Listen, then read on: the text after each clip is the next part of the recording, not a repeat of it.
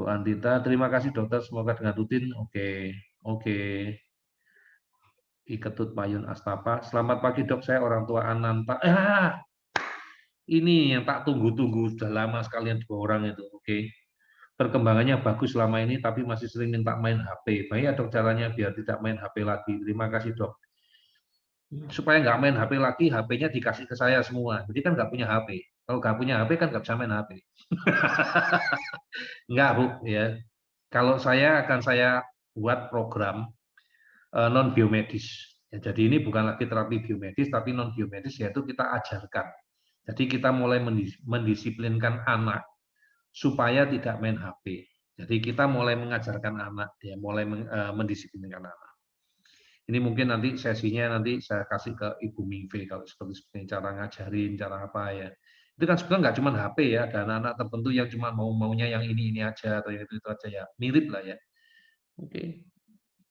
Kalau di biomedis nggak ada tindakan khusus kecuali HP-nya dikasih ke saya, terus di rumah itu nggak pernah boleh ada HP, pasti nggak main HP, dijamin. Apa yang mau dimainin barangnya enggak ada.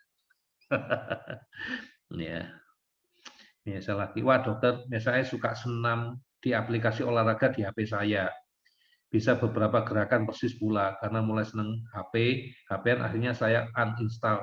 Saya mau cari versi video atau Android TV aja deh. Ya.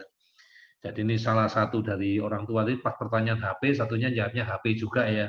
Jadi ini HP-nya diganti ya, mau diganti dalam bentuk lain ya, dalam bentuk video atau dalam bentuk Android ya boleh. Ya, jadi Bu Mevi juga jawab ini masalahnya adalah di non biomedis ya. Kadang-kadang orang tua lupa ya, dipikir terapi kita itu bisa untuk segala-galanya. Ya, alhamdulillah lah ya. Ya, alhamdulillah bisa untuk segala-galanya ya. Oke, saya lagi baca. Nah, sudah dijawab ya sama Bu Indah. Jangan yang drop, Bu. Pakai yang sirup. Ya, anak saya pakai yang sirup, langsung nendang. Ya, itu jawabannya ya. Tidak disebutin mereknya, biar yang lainnya penasaran. Pakai yang sirup ya. Nah, ya. Karena ini ada perasanya, jadi saya nggak akan umumkan terbuka ya. Nggak enak ya, ada perasa soalnya. Ya, ini Alfonsus sudah tahun ya. Bu Dewi Asnayeni, mohon maaf dok, saya tidak punya anak yang belum khusus, tapi saya cuma guru. Oh, nggak apa-apa, Bu, silakan aja, nggak apa-apa. Ya, boleh, semua orang boleh kok. Ya. Tapi kalau di sini rata-rata karena punya anak, jadi saya ngomongnya Bapak Ibu punya anak jangan tersinggung ya. Oke, Ibu Nurdaini Fitri, dok, misal anaknya alergi terigu dan telur. Oke, sebenarnya masih boleh makan ya, yang dari terigu dan telur nggak dok? Meskipun suplemen lengkap dan ikut Bikom JJ. Nah, ini kelihatan bukan nonton video. Ketahuan Bu, dari pertanyaannya ketahuan nggak nonton video. Aduh, sedih ya. Padahal sudah suplemen, udah terapi Bikom JJ, tapi pertanyaannya masih kayak gitu.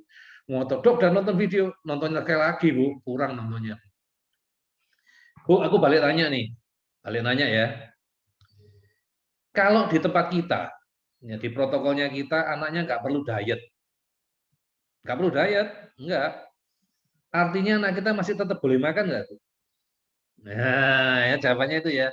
Oke, kenapa dong masih boleh makan? Ada di video. Ya jawabannya ya. Ya, itu jawabannya kita ya. Jadi pertanyaan dijawab dengan pertanyaannya. Oke, Bu Indah juga ada jawab lagi. Sekarang Mama Yoyo lagi. Dok, yang tentang nafsu makan itu, Yoyo kalau makanannya suka, dia akan bolak-balik minta makan seperti gak ada kenyangnya. Normal lah. Makanya suka, apalagi kalau kompetitornya banyak, dia punya saudara, punya apa, nanti rebutan sama dia lebih baik ya. Masih sikap anak-anak, sifatnya masih greedy, masih serakah. Tinggal kita ajarin caranya berbagi, caranya ngontrol, ya. Ya apa-apa, cocok ya makanya banyak. Ya saya juga gitu kok, ya. Cocok ya makanya banyak. Cuman sebagai orang tua kadang-kadang mikir, anaknya belum makan, loh yang lain belum makan, ya kita ngalah. Kadang-kadang walaupun kita suka, kalau anak kita suka ya kita nggak makan. Ya. Ya kan tinggal masalah ngontrol. Ini anak-anak kan masih belum sampai tahap itu. Ini normal. Tapi kalau dia lihat di meja makan dan menunya nggak cocok, dia nggak akan minta makan. Ya. Normal, ya. Ya normal lah. Aku aja gitu, pulang-pulang ya. Sudah makan sehari cuma 2 kali. Ya. Pulang-pulang nafsu makan, makan cuma sudah terbatas, makan cuma ini tok. Di rumah lauknya cuma itu. Ya lebih baik gak makan lah. Ya. Kadang-kadang malah nyesel ya. Nyeselnya apa? Aduh, tau gitu aku makan ya, makan pagi yang lain gitu. Ya, normal ya. Oke, pilihannya dia cari camilan terus atau minta susu terus ini apa? Enggak lah. Ini perlu dididik ya, diajarin caranya dia makan, caranya dia memilih atau apa ya. Itu doang. Dibilang picky eater ya, enggak terlalu picky eater sih ya. Belum terbiasa atau mungkin ya masuk picky eater juga boleh lah. Bu Ianti, siang dok, saya Mama Alvaro. Alvaro baru suplemen 2 hari, baru Bicom 1. Masih baru jadi belum terlalu progres. Alvaro belum bisa nasi dan makannya bubur. Kalau kasar dikit selalu mau muntah. Apa bisa diatasi dengan Bicom? Ini gangguan sensori dan ini masih prosesnya panjang. Karena terapi Bicom awal-awal itu 1-3 bulan pertama itu kita baru beresin masalah blog dan teman-temannya. Jadi masih jauh. Jadi ya mohon sabar. Jadi ikutin aja progresnya ya. Nggak bisa janji terlalu banyak ya. Tiba-tiba terapi ini bisa makan nasi, belum tentu ya. Kalau dia ternyata makan nasi kesulitan, biasanya kenapa kok maunya bubur dok, nggak mau nasi? Karena gangguan pencernaan, dia nggak mampu mencerna makanan tadi. Sehingga kalau makan nasi mungkin potongannya besar-besar, dia jadi sakit, jadi kolik, dia nggak mau makan, dia trauma. Jadi dia mau makanannya bentuknya lunak, walaupun sakit, tapi pencernaannya lebih oke. Leaky gut-nya lebih mampu diatasi dengan makanan yang tadi. Ya. Perlu proses. Ya.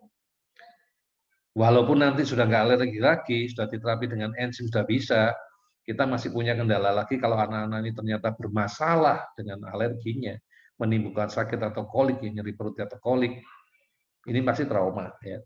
Makan nasinya lagi agak sulit. Ya. Butuh waktu. Ibu Listiawati di Winning Room. Dok, bagaimana mengatasi anak yang kalau diajak jalan, naik sepeda motor, kalau lewat jalan yang dia kenal harus sesuai rute biasanya, kalau tidak lewat rute dia tidak mau. Ya nanti kalau di kita kan pakai biomedis sampai dia tidak berinflamasi lagi, itu nanti jadi-jadi sendiri. Ya, benar-benar sendiri, nggak ada program khusus, nggak ada. Di tempat kita nggak ada program, dok, tolong dok diinstal di otak anak saya dok, jadi pinter matematika, nggak ada. Ya karena nanti otaknya sudah lebih fleksibel, lebih mudah diarahkan. Nah kebiasaan ini akan hilang dengan sendirinya. Ya, jadi kita nggak ada program khusus. Ya kita nggak punya. Ya. Jawabannya jujur banget dok. Nah, ya memang kenyataannya gitu. Nggak ada programnya kok. Kalau KKP minta dok maunya cuma pakai bantal yang itu dok, selimut yang itu dok, nggak bisa. Itu nggak ada programnya. Ya. Nggak ada programnya. Ya. Itu diajarin. Saya ngomongnya dari sisi biomedis ya. Mungkin nanti kalau dari sisi non biomedis ada caranya, silakan. Ya. Bu Arina, selamat siang dokter. Saya Bunda Arkan. Sangat ingin memulai terapi dengan dokter, tapi setelah saya baca di FB, saya harus paham dulu, tonton video. Yes, sebaiknya baca nonton dulu deh daripada tergesa-gesa ya. Tapi ya gitu, karena kita berlomba dengan waktu untuk progresnya anak-anak kita. Ngebut, ya bacanya lebih ngebut ya. SKS kalau Bu Lili ngomongnya, Bu Lilianti ngomongnya SKS ya, sistem kebut semalam ya. Jadi tidurnya udah malam, bangunnya pagi-pagi subuh ya, harus disempatin nonton, ngantuk-ngantuk ya. Saya masih ada itu karena nggak dihapus ya di postingan FB di mana nggak dihapus ya. Bu Lili ngomel, anak saya kan tidurnya malam, anak saya begini begitu masih ada ya keluarnya Bu Lili ya. Itu kalau mau di postingan yang awal-awal masih ada ya. Tapi akhirnya apa? Dengan kemauan, dengan keinginan ya, ingin anak progres ya itulah perjuangan yang dilakukan ya terbayar sesuai ya sesuai. Oke silakan dipelajari. Memang nggak boleh buru-buru ya. Kalau buru-buru itu malah bikin dokternya stres karena apa? Nanyanya malah yang tidak kalau istri saya ngomong pertanyaannya tidak bermutu. Itu dokternya jadi gregetan kalau tidak bermutu gitu ya. Udah diajarin kok masih nanyanya kayak gini-gini aja ya gitu. Sombong dokternya, memang sombong ya. Dokternya sombong banget. Bu Renesis Teresia, dok anak Mario, selalu mengucapkan kata tambahan seperti mama polisi, adik polisi, aku enggak tahu maksudnya apa. Ngasih tambahan itu karena apa aku juga tahu. Jadi ini mungkin harus dilakukan di terapinya non biomedis, bukan di saya ini.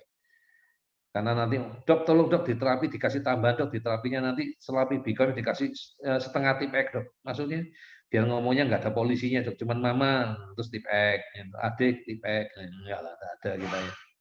Ini mungkin harus dicari tahu ya kenapa dia harus menambahkan polisi di belakangnya. Ya.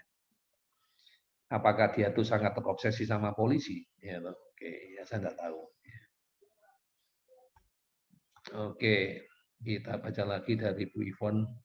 Untuk Bu Listiawati ya Bu, kondisi anak Ibu seperti itu karena rigidnya dia Bu sudah mengonsep di pikirannya bahwa hanya itu jalan yang bisa sampai di satu tempat, jalan lain tidak bisa. Gak apa-apa Bu, biasakan saja dengan variasi rute jalan lainnya, sehingga dia paham bahwa tidak hanya satu rute saja yang bisa sampai di tempat tersebut. Setelah terbiasa dan paham, anaknya nggak akan marah-marah lagi Bu. Ya ini salah satu cara ya, mungkin berantemnya ya pada awal-awal aja ya, pada saat dia dipindahkan ya. Karena mungkin anak tadi juga sama ya kayak Ibu Dian ngomong tadi. Ini pikirannya cuma masih satu jurus. Ya, taunya lewat sini, kok nggak lewat situ nggak benar gitu ya. Ya, oke, ya diajari, dilatih. Ah, Ibu ngomong saya kelihatan lebih muda. Ya, alhamdulillah Bu. Sekarang lagi minum antioksidan Bu ya. Lebih makan antioksidan ya, AXA iya. Kemudian sekarang ketambahan lagi dari antioksidan dari sini ya, dari sini nggak kelihatan ya, nih dari botol ini ya. Nah, dari botol ini ya. Ya nanti mau saya sharing di April ya, setelah siap ya. Ini saya lagi teliti. Oke, terima kasih. Oke, Ibu Antita. Dokter maaf nanya lagi. Kalau yang anak belum bicara, apa dianjurkan untuk periksa mulut dan rongga mulut, dok? Kalau tes BERA sudah pernah diperiksa, hasilnya baik, terima kasih. Kalau saya ya terutama kalau dilihat biasanya tuli atau nggak tuli ya. Kalau memang sudah terbukti nggak tuli, biasanya nggak ada masalah. Kemudian kita lihat anaknya alergi atau tidak alergi ya. Kalau alergi biasanya tubuhnya itu sering nutup.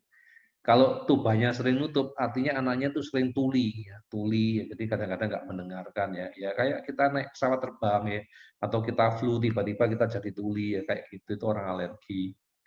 Kalau diperiksa mulut, ada apa di mulutnya dia ya? Mau dilihat dok, apa dilihat dok? Ludahnya, kok ludah? Lidahnya dok dilihat dok, apakah lidahnya pendek atau lidahnya terikat tie tongue ya? I don't know ya. Aku sampai saat ini tidak mendalami bidang yang seperti itu. Ya, jadi aku minta maaf, aku tidak mendalami, aku kurang tahu ya bidang-bidangnya seperti itu. Oke, sekarang Ibu Elin lagi. Dok, kalau untuk makan berat, Kiana nggak terlalu susah dok. Apalagi kalau makanannya ada yang garing dan asin-asin. Oh, ini jangan-jangan gangguannya di gallbladder nih, ya di kandung empedu ini, ya. Jadi enzim kandung empedu yang kena. Cuma kalau untuk buah dia agak, iya, ya agak mau dok. Selain pisang dan alpukat, pernah kasih apel pir buah yang agak keras dia agak mau punya dok. Iya. Ini kemungkinan gangguannya di enzim. Ya, di enzim ya, gangguannya di enzim nggak mampu memecah serat, ya, salah satunya buah tadi nggak mampu memecah. Tapi kalau dia yang lunak, dia masih bisa pecah, enzimnya masih mampu. Atau kalau gorengan dia mampu, karena ini makanannya masih gangguannya di enzim kandung empedu. Ya. Ini kandung empedu. Oke, Mama Safran, dok mau tanya, saya mau ajarkan anak saya mulai puasa. Kalau ada suplemen yang diminum siang hari, apakah boleh diganti minum pas buka puasa saat maghrib? Boleh.